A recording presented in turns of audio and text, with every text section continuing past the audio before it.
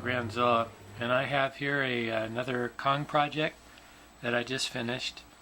This was a long time coming. I had bought this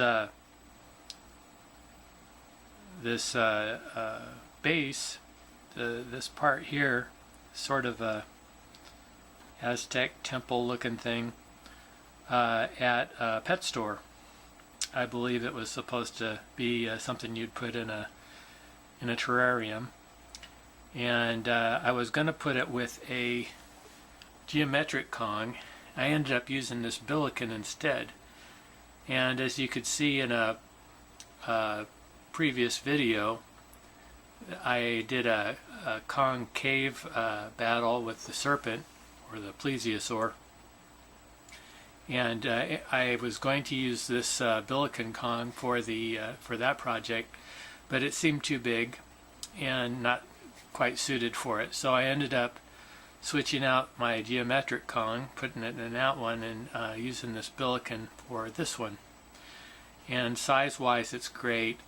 Frankly, I'm not real glad to have used the Billiken for this project. Problem with the Billiken is it's just not that great a sculpt. It's not real detailed, and that's why I ended up putting real fur on this Billiken to give it a little more character, and because the sculpt of the fur was so weak.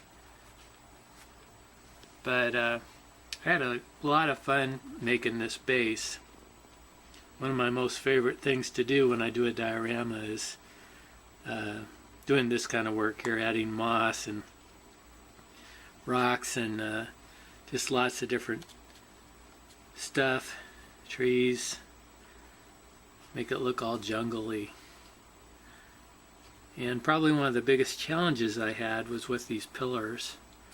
I used dowels, and I carved the dowels best I could to make the designs on there that, well, best I could figure out how they should look. And one of the things I did that was challenging was I tried to come up with some explanation for the mechanism, or how these would work and how they would hold her on, because in the movie, as I saw it, Kong just pulled on the side over here, and she was loose on that side, and then he pulled the other side, she came loose, and then she fell down and he picked her up.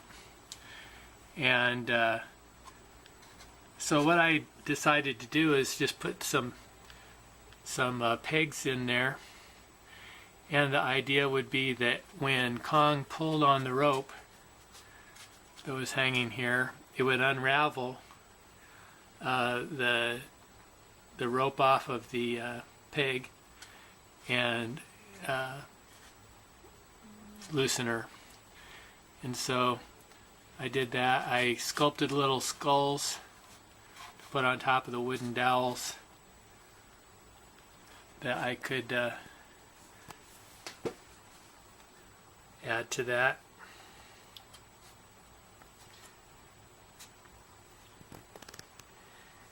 and she's a geometric Kong Ann Darrow, which to me is way big for the geometric Kong, but a little bit better suited for this one.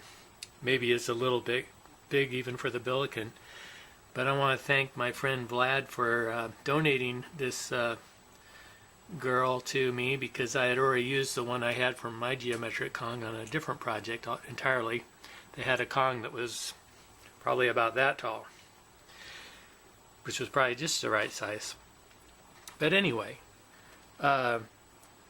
this is the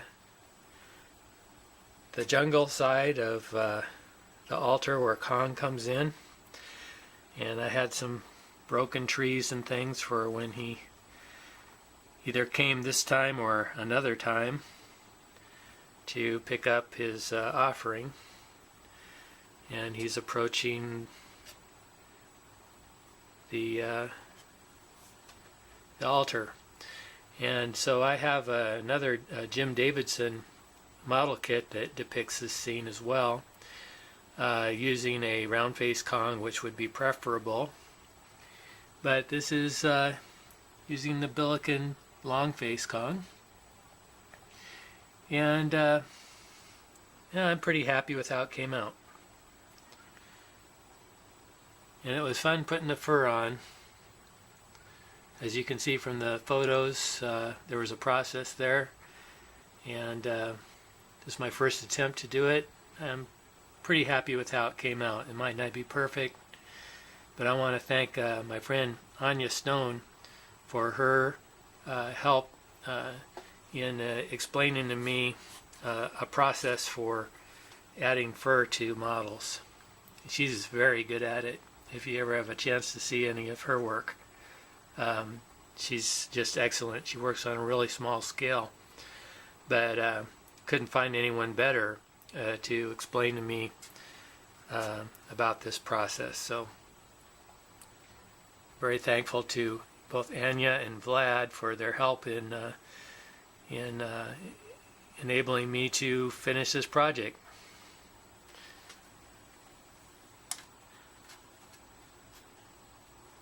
So thanks for watching.